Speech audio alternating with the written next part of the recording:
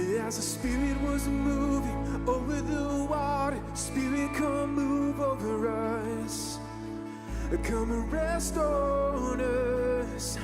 Come and rest on us. As the Spirit was moving over the water, Spirit, come move over us. Come and rest on us. Come and rest on us. And calm down, Spirit, when you move, you make my heart pound. When you fill the room, you're here and I know you are moving. And I'm here and I know you will feel me. Calm down, Spirit, when you move, you make my heart pound. When you fill the room, you're here and I know you are moving. And I'm here and I know you will feel me.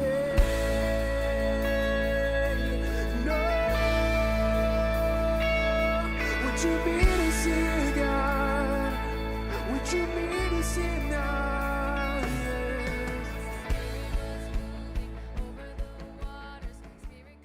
Well, good evening, Lufkin Central and online worship community. Jason Hollinger, the campus and community minister here. And for our time in our evening devotional tonight, last night we talked about King David, the priestly king. And tonight we're going to talk about, well, hey, let's talk about Solomon.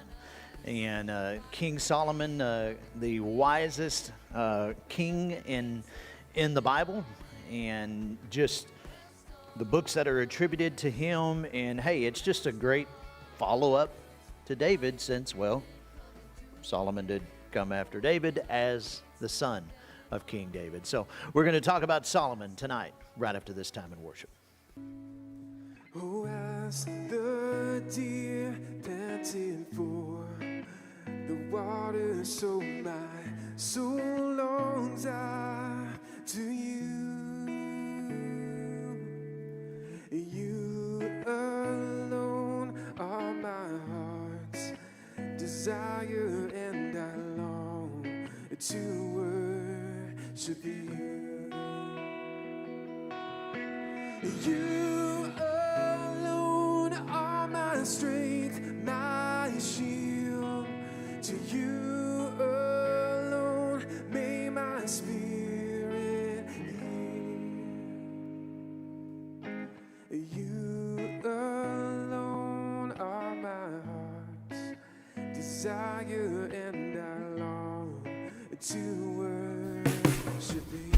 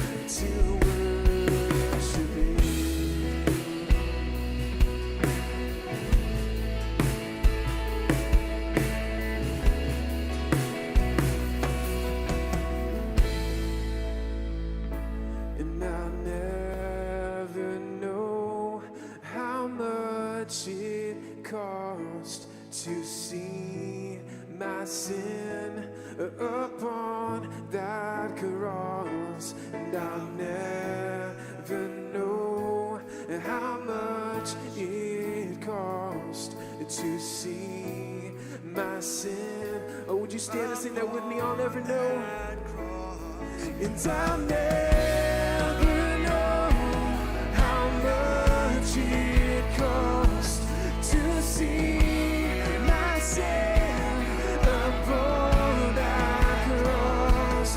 I'll never know how much it cost to see my sin upon that cross. Here I am to worship, here I am to bow down, here I am to say that you're my God. You're altogether lovely, altogether wonderful to me. Here I am to worship, here I am to bow down, here I am to say, when I say that you're my God, you are altogether lovely, altogether worthy, altogether wonderful to me. Oh, you're wonderful, you are. In the story of the Bible, King Solomon was the wisest ruler that Israel ever had. And there are 3 books in the Hebrew Scriptures connected to him: Proverbs, Ecclesiastes, and the Song of Songs. They pass down the legacy of Solomon's wisdom, but in a surprising way. So let's talk about how to read the books of Solomon. Okay, to really appreciate the story of Solomon's wisdom, we have to go back to the Garden of Eden. Where God created humanity, male and female. Right, Adam and Eve. And God commissions them to rule the world together in intimacy and love. Kings and queens of creation. Now, in order to rule, you need to be wise. And the humans have a choice about how to gain wisdom. Yeah, they could live by God's wisdom, which will lead to life. Or they could become wise in their own eyes. And that's what they choose, to take the knowledge of good and bad into their own hands. And immediately, the intimacy between man and woman is broken. They hide their bodies from each other and then from God. Their choice leads to division and death. But the story holds out hope for a future human who will make the right choice and rely on God's wisdom. Like King Solomon. He prayed that God would give him the knowledge to know good from bad so he could rule with true wisdom. Exactly. He reverses the failure of Adam and Eve, and it leads to abundance. In Solomon's day, every Israelite sat in peace under their own fruit tree. Oh, it's like he's creating Eden. Well, for a while. But then Solomon fails. He marries hundreds of women from other nations, and he's deceived to follow their gods. And this begins Israel's long descent into self-destruction. And so when we turn to the books of Solomon, we're invited to learn wisdom from his successes and his failures. Got it. So let's start with Proverbs. Okay, so the book of Proverbs is most well known for the hundreds of short, memorable sayings that teach us how to live by God's wisdom. Like, trust in the Lord with all your heart and don't be wise in your own eyes. In Proverbs, living by God's wisdom instead of your own is called the fear of the Lord. Like in the book's opening paragraph, the fear of the Lord is the beginning of wisdom. Now, Proverbs isn't just memorable sayings. It actually begins with a lot of poetry. Yes, 9 chapters of speeches from Solomon to his royal sons. He tells them to pursue God's wisdom, which is symbolized as an elegant woman. Wisdom is a woman? Yes, so remember, in the Garden of Eden, the man and the woman's intimacy was violated by their failed search for wisdom. But now in Proverbs, humans who reunite with God's wisdom become what Adam and Eve failed to be, wise human rulers. Proverbs 3 even says that when we embrace Lady Wisdom, we're taking hold of the tree of life. Now, we're the ones in the garden. Exactly. Proverbs is saying that every day we all stand before the tree with our own choice to make. And Solomon urges us, choose wisdom and life. Got it. So, how does Ecclesiastes fit into Solomon's story? Well, in this book, it's like we're meeting Solomon near the end of his life, and he offers some sober reflections. Life is hevel. That's the Hebrew word for vapor or smoke, which is unpredictable and uncontrollable. And he's constantly talking about life under the sun. That is, life outside of the garden, how it's confusing and difficult. Right, even when I live by God's wisdom, life can be full of disappointments. Leading up to the ultimate disappointment, your own death. That's depressing. But at the end of the book, he says we should strive to live by wisdom and the fear of the Lord, just with more realistic expectations. Got it. Well, maybe the next book will cheer us up. The Song of Songs, a love poem between a man and a woman, and it'll make you blush.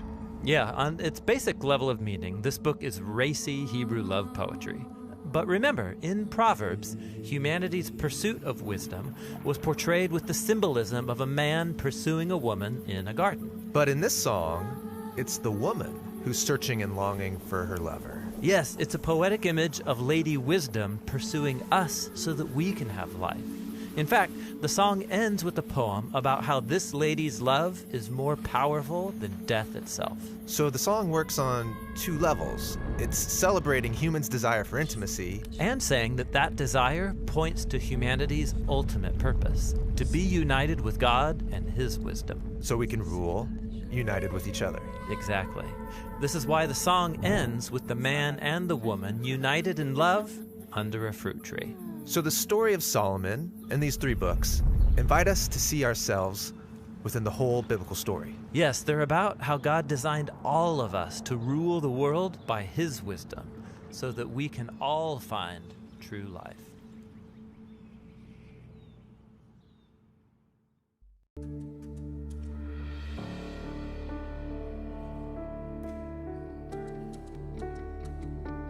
In the darkness, we were waiting without hope, without light, till from heaven you came running. There was mercy in your eyes to fulfill the law and prophets. To a virgin came the word from a throne of endless glory to a cradle in the dirt.